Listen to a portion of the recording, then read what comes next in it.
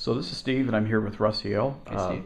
Hey, we appreciate your time today. Thanks. I want to talk to you a little bit. You're running for City Council, the Republican nomination in the primary, 2nd District. Yeah. Why don't you tell me a little bit about yourself, maybe for those who don't know you? Well, fair enough. I am a Fort Wayne guy. I was born and raised here. The only time I've left is really to go to college. This is where I work. This is where I live. This is where I've chosen to start my career and raise my family.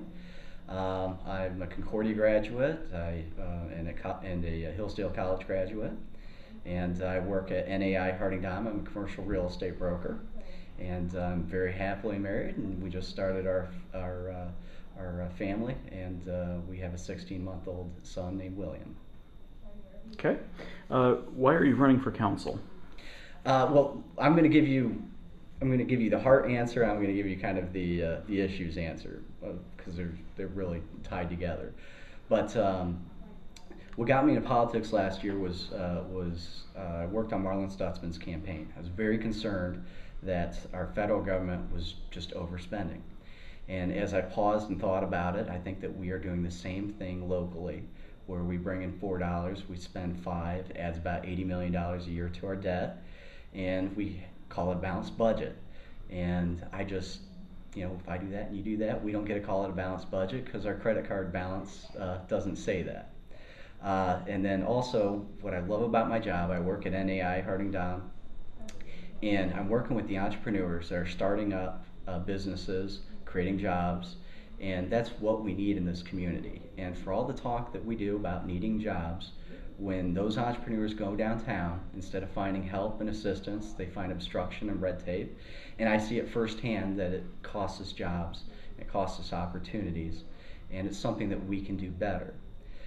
So you kind of boil those things together, and I just say, look, we're not doing what we need to do as far as spending. We're not doing what we need to do economically. And ultimately, one day when my son is old enough, graduates college, and he decides where he wants to live and where he wants to begin his career, I want him to be able to say that he can live here in Fort Wayne and confidently, and believe that he can be successful. And right now, I'm just concerned that when kids come out of school, if they really are looking for success, very frequently they find that they're better off somewhere else. And I just don't think that that's the way it needs to be here. Mm-hmm. What do you feel the role is of City Council in our government?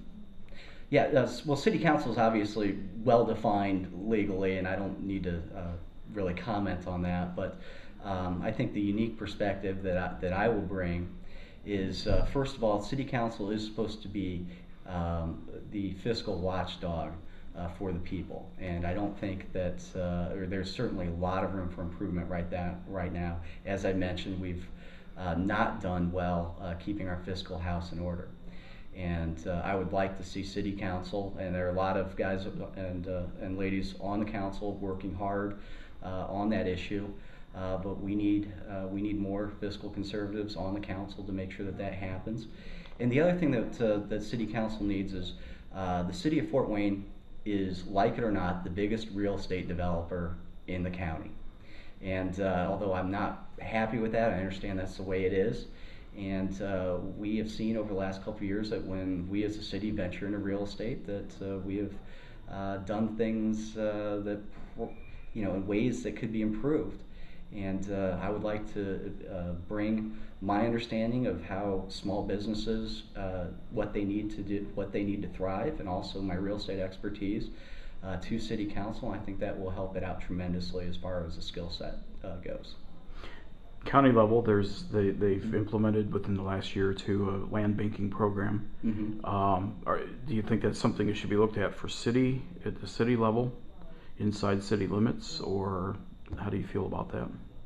Yeah, that's kind of goes in that gray area of the most controversial aspects of economic development, and there are strong opinions that people have. I understand the value of land banking.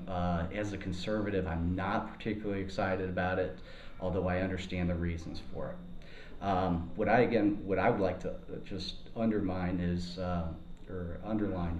is when it comes to land banking and when it comes to these economic ideas, we've kind of set up two sets of rules. One is for that out-of-state big corporation. Let's bring them in here. Let's give them all these tax breaks. Let's give them land. Let's make things easy for them to develop. And then we have a whole second set of rules for our local entrepreneurs, the people that are here, that are already investing in our community, that already pay taxes. And unfortunately, when they go downtown, they don't find help. They don't find that same attitude.